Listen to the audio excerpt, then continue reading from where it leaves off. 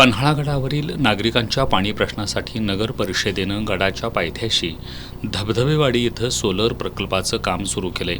या प्रकल्पामुळे वीज बिलाचा नगर परिषदेच्या तिजोरीवर येणारा भार कमी होणार आहे। मात्र काही कारणास्तव काम अर्ध्यावरच बंद पडलंय। 2 वर्ष होऊन गेले तरी या ठिकाणी प्रकल्पाचा फक्त सांगाडा उभा आहे। काम पूर्ण होण्याअगोदरच ठेकेदारानं 40 लाखांची उचल केली आहे। त्यामुळे या कामाची चौकशी व्हावी, या प्रकल्पासंदर्भात माहिती मिळावी, संबंधितांवर कारवाई करावी, काम लवकरात लवकर पूर्ण करावं, या मागण्यांसाठी गडावरील प्रमोद उदाळे, सुनीता उदाळे, पृथ्वीराज नायकवडी या तिघांनी 1 मे महाराष्ट्र दिनादिवशी पन्हाळा तहसील कार्यालयासमोर आमरण उपोषण सुरू केलं होतं।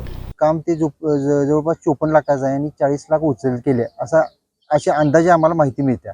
पण याबाबत आम्ही माहिती अधिकार टाकला असता आम्हाला ते नगरपालिकेकडून कोणतेही उत्तर मिळालेलं नाही। 2 महिने झाले माहिती अधिकार झाला, 1 महिन्यानंतर अपील अर्ज केला, अपील अर्जाला सुद्धा त्यांनी काही उत्तर दिले नाही। त्यांना म्हणजे नागरिकांची काही किंमतच नाही आणि ह्यात फार मोठा भ्रष्टाचार झालाय असा आम्हाला शंका आहे। म्हणून आम्ही वेळोवेळी नगरपालिकेत गेलो, याचा जाब विचारला, पण त्यांच्याकडून कोणतेही आम्हाला उत्तर मिळालं नाही। म्हणून आम्ही उपोषणाला बसलो आहे।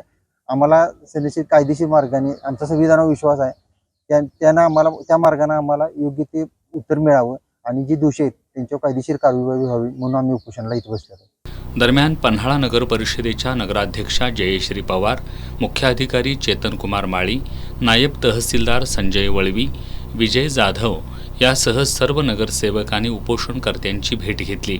सोलर प्रकल्पाचं काम येत्या महिन्याभरात पूर्ण करून घेऊ असं लेखी आश्वासन नगर परिषदेच्या वतीने देण्यात आलं। पॅनल ऑर्डर झाले होते, अगेन्स्ट मटेरियलचं आपण बिल काढलं होतं, 10% होल्ड करून बाकीचं बिल काढलं होतं। पण काय झालं, पॅनल डिफेक्टिव्ह निघाले, जे काही फुटले होते, तुटले होते। मग त्यामुळे काय केलं, आम्ही त्यांना पत्रव्यवहार केला की असे तुमचे पॅनल बदलून द्या।